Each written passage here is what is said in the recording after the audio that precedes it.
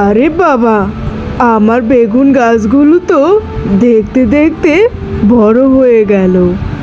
এই তো দুদিন পরেই বেগুনগুলো ছিঁড়ে আমি বাজারে নিয়ে যাব।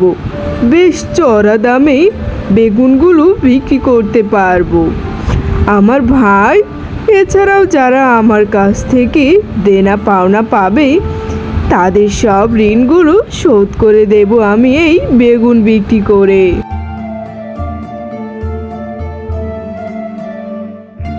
আরে ভাইজান, তোমার বেগুনগুলো তো অনেক ভালো হয়েছে।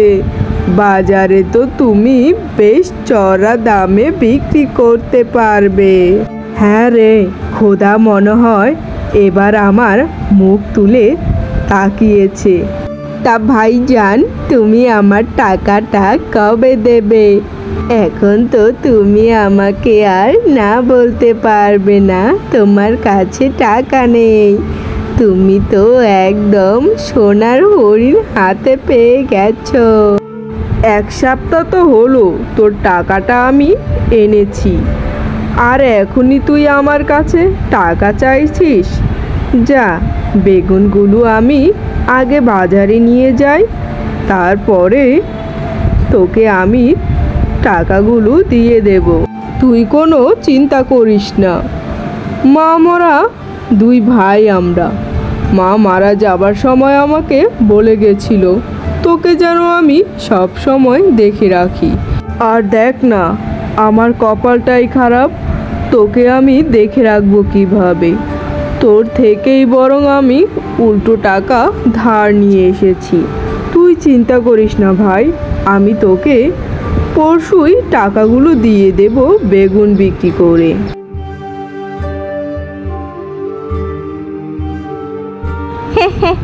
তোমাকে আমি চড়া দামে কখনোই বেগুন বিক্রি করতে দেব না।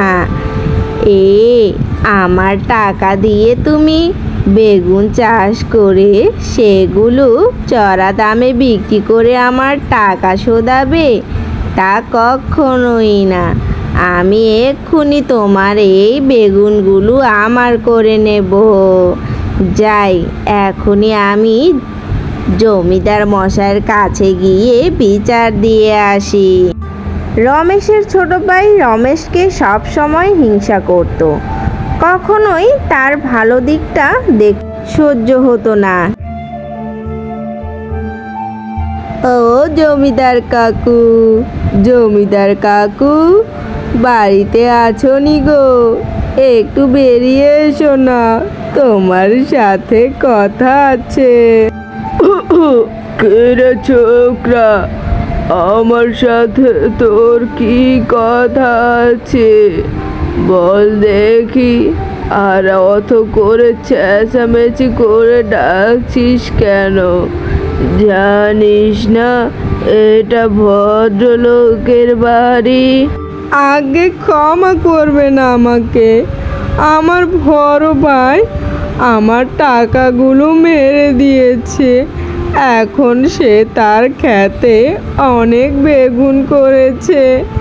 আমি তার ছোট ভাই, আমাকে সে এক পয়সার বেগুনও দেয় না, আর আমার টাকাও সে কেড়ে নিয়েছে। এখন আমি চাই আমাকে টাকা লাগবে না, ওই পুরো জমির বেগুনগুলো আমাকে দিয়ে দিলেই হবে। আপনি চলেন আমার সাথে। আপনি হচ্ছেন এই গ্রামের মুরব্বি মহাজন, আপনার কথাই সবাই শুনবে। ও কি এত বড় কথা? আমি বেঁচে থাকতে কেউ কাউকে ঠকাতে পারবে না। চল দেখি। কই গো গিন্নি, কোথায় গেলে তুমি? একবার এদিকে এসো।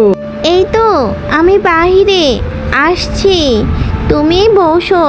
ও গিন্নি, একটু তাড়াতাড়ি এসো না। হ্যাঁ গো, কি হয়েছে? অমন করে ডাকছো যে? কোনো খুশির সংবাদ আছে নাকি? হ্যাঁ গিন্নি, খুশি আর খুশি। তুমি কি জানো আমি যে আমাদের পাশের ক্ষেতে বেগুন চাষ করেছি, সেইখানে অনেক বেগুন ধরেছি। আর শুনলাম বাজারে বেগুনের দাম নাকি 100 টাকা করে। এবছর তাহলে আমাদের লাভও হবে, সবার দেনাগুলো পরিশোধ করে দেব। আর শোনো না, কিছু টাকা আমাদের হাতে থাকবে। সত্যি বলছো? তাহলে তো এবার সৃষ্টিকর্তা নিজ হাতে আমাদের ভাগ্য খুলে দিয়েছে। তুমি চিন্তা করো না, এখন থেকে আমরা সব সময় বেগুন চাষই করব। আর শুনলাম পুকুর পাড়ে ওরা সবাই বলাবলি করছিল বেগুনের অনেক দাম। আমি তো বিশ্বাসই করতে পারিনি। এখন তুমি যখন বললে তখন আমার পুরোপুরি বিশ্বাস হয়ে গেছে। সবার ঋণগুলো শোধ করে দিতে পারবো। হ্যাঁ গিন্নি, এবছর আর কেউ আমাদের কাছে কোনো টাকাই পাবে না। বাড়িতে কেউ আছো? কই তোমরা, একবার বাহিরে এসো তো। কে যেন ডাকছে গিন্নি, চলো তো বাইরে গিয়ে দেখি কে এলো। আসছি, তোমরা একটু দাঁড়াও। রমেশ আর রমেশের বউ বাহিরে এসে দেখতে পেল জমিদার মশাই আর তার আপন ছোট ভাই বাহিরে দাঁড়িয়ে আছে। রমেশ তার ভাইকে দেখে একটু অবাক হয়ে গেল আর জমিদার মশাইকে জিজ্ঞাসা করলো, জমিদার মশাই, আমার ভাই কি কোনো অন্যায় করেছে? আপনি আমার ভাইকে আপনার সাথে করে কেন নিয়ে এসেছেন? তখনই রমেশের ভাই বলে উঠল, জমিদার মশাই, উনি আমার বড় ভাই। আমার সব জমানো টাকা আমি তাকে দিয়েছি। রমেশ ছোট ভাইয়ের মুখে এসব কথা শুনে একটু অবাক হয়ে গেল। শেষ পর্যন্ত তার ছোট ভাইও তার সাথে বিশ্বাসঘাতকতা করলো। তখন রমেশের বউ বলে উঠল, সে কি, তুমি এসব কি বলছো? 1 সপ্তাহ হলো তোমার ভাই তোমার থেকে কিছু টাকা এনেছে, আর তুমি কি না এ নিয়ে তোমার ভাইকে কত খোঁটা দিচ্ছ। তখন রমেশ বলে উঠল, গিন্নি তুমি কথা বলো না, ও আমার ছোট ভাই। আজ পর্যন্ত ও যা চেয়েছে সবই আমি ওকে দিয়েছি, তাই আজও আমি ওকে দিয়ে দেব। তা শুনে রমেশের ছোট ভাই আর জমিদার মশাই সেখান থেকে চলে গেল। রমেশ কিভাবে সবার টাকাগুলো শোধ করবে, আর তার ছোট ভাই তার সাথে এমন কাজ করলো সেটাও সে মেনে নিতে পারলো না। ওইদিকে গিন্নিও তার মুখের ওপর চড়া চড়া কথা বলছে। তখনই সেখানে এক বুড়ি এসে হাজির, আর বুড়ি তাকে বলে, তোদের এত কিসের চিন্তা আমি থাকতে? এই নে, আমি তোদেরকে একটি বেগুন দিচ্ছি। তখন তার বউ বলে উঠল, এত বড় একটা বেগুন ক্ষেত করেছিলাম, সেখান থেকেই তো একটি বেগুন এনে রান্না করে খেতে পারিনি। আর বুড়িমা, তোমার এই একটি বেগুন দিয়ে আমাদের কি হবে? তখন বুড়িটা তার স্বামীর কাছে বেগুনটি দিয়ে চলে গেল। তারপর রমেশ বলল, চলো বেগুনটি আজকে কেটে সুন্দর করে ভর্তা বানিয়ে দুজনে ভাত খাবো। তারা বেগুনটি ঘরে নিয়ে যেতেই ঘরটি পুরো বেগুনে ভরে গেছে।